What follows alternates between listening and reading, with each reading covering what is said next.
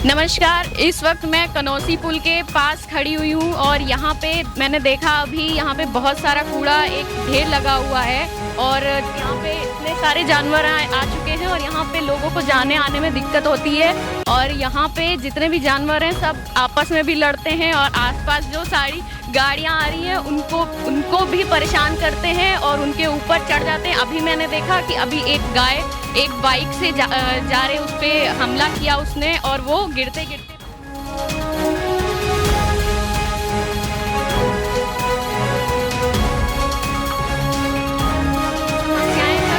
समस्याएं जो भी हैं उनका समाधान क्यों नहीं हो रहा है। तो मैं श्यामपाल जी से बात करूंगी, उनसे पूछूंगी कि ऐसा क्यों हो रहा है। यहाँ कितने टाइम से ये कूड़ा यहाँ पे लगा हुआ है?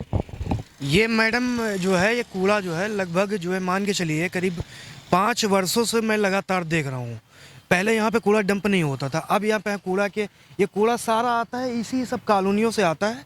यहाँ पे इसको डंप करते हैं, डंप करने के बाद जो है इसको और दूसरी जगह ले जाते हैं, शायद मेरे ख्याल से दुबग्गा के आसपास जो कूड़ा के ढेर लगे वहीं ले जाते हैं। बट ये जगह बहुत गलत इन्होंने चुनी है।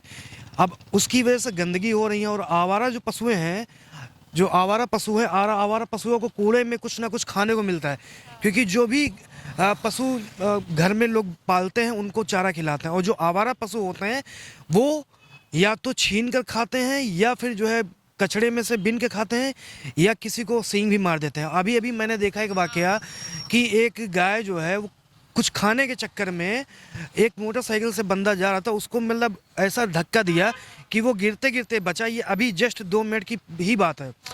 और रही बात यहाँ की जो समस्या की, तो ये जो संबंधित विभाग है जिसका ये कार्य है उनका हो जाए, जैसे आवारा पशुओं का है। इन लोग के लिए तो योगी जी ने वो गौशालाएं भी बनाई हैं, तो यहाँ पे ये आवारा पशु ऐसे घूम रहे हैं, क्या उन्होंने कुछ किया नहीं? जो बहुत सारी जो है स्कीम चल रही हैं वो केवल कागज पे चल रही हैं, धरातल पे आप क्या है आप खुद देख लीजिए। और ये तो है, ये इसके साथ अब ये हम खड़े यहाँ पे, ये शारदा नहर है। आप ये नहर तो नहीं लग रही, ये तो नाला पूरा गंदा पूरा दिख रहा है, इसमें कूड़ा खुद देख लीजिए कि इसको मतलब गंदा जो चारबाग का गंदा नाला है उससे भी बेकार है ये, आप देख लीजिए, है ना, दिख रहा है। इसको अब यहाँ पे तो विभाग की कोई जिम्मे वो नहीं है, विभाग का केवल एक कार्य बनता है कि इसकी साफ सफाई करे। बट आम जनमानस का भी काम है कि वो जो है फूल माला और घरती जो मूर्तियाँ होती हैं जो मिट्टी से बनती हैं और तमाम तरह का जो पूजा पाठ में लोग इस्तेमाल सामग्री करते हैं वो केवल इसमें डालते हैं। इसमें डालने का मतलब है कि इसमें गंदगी ही होगी। तो इसमें तो गंदगी हो ही रही है, दिख ही रही है, यहाँ पानी भी जैसे जा नहीं रहा है। संबंधित विभाग के साथ यहाँ के जनमानस से मैं ये कहना चाहता हूँ, आम लोगों से कहना चाहता हूँ कि ये आप लोग अगर ऐसा करेंगे गंदगी होगी। और ये आपकी नहर है, नहर एक जल है, जल आपका जीवन है। कभी भी ऐसा वक्त हो सकता है कि आपको इस जीवन में इस नहर का भी पानी पीना पड़ सकता है, कभी भी ऐसा हो सकता है।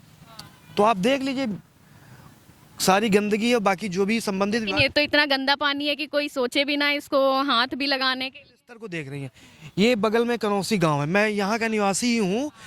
हर घर में समरसेबिल लगा हुआ केवल इसलिए लगा हुआ है कि यहाँ के जो जनप्रतिनिधि हुए हैं अभी तक 75 सालों से, जब से देश आज़ाद हुआ है, विधायक बनते रहे हैं, सरकार में जाते रहे, पर आज तक जो है इस पिछड़े इलाके में आज तक ये पानी की टंकी तक नहीं लगवाई है। अच्छा, अगर पानी की समस्या नहीं होती पूरे आपके गांव में? सर मैम एक्चुअली पूरे समस्या है, तो समस्या है कि जिसके पास पैसा है उन्होंने जो है समरसेबिल करवाया।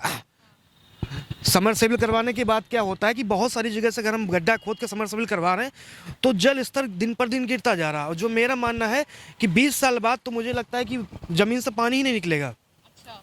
तो फिर जब पानी नहीं निकलेगा तो और टंकी लगी, पानी टंकी यहाँ पे है नहीं, वाटर सप्लाई है नहीं, तो मजबूरी में मुझे लगता है आज नहीं कल तो ये पानी पीना पड़ेगा लोगों को।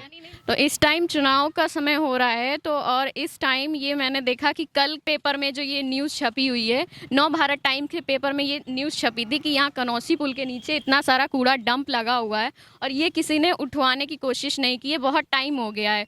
तो इसको उठाने के लिए नगर निगम का रोल होना चाहिए, जो कि वो दिख नहीं रहा है। और क्योंकि डीजल की समस्या है तो इस वजह से ना गाड़ियाँ आ रही हैं, बड़ी बड़ी गाड़ियों को भी बंद करके रखा हुआ है, वो आ नहीं रही उठाने। क्यों नहीं आ रही है?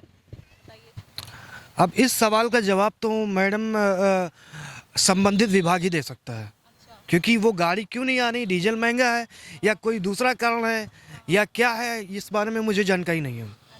अच्छा, पार्षदों ने भी अपना वो गुस्सा जाहिर किया है कि उनके गलियों के पास आसपास सब कूड़ा ये जितना भी फैला हुआ है वो सारा उनकी गलियों के पास ढेर हो रहा है। उन्होंने भी न्यूज़पेपर में ऐसा क्या है कि जो है, जो पार्षद इनकी सरकार के हैं उनके सारे कार्य हो रहे हैं, जो पार्षद इनकी सरकार के नहीं हैं उनका कोई कार्य नहीं किया जा रहा है।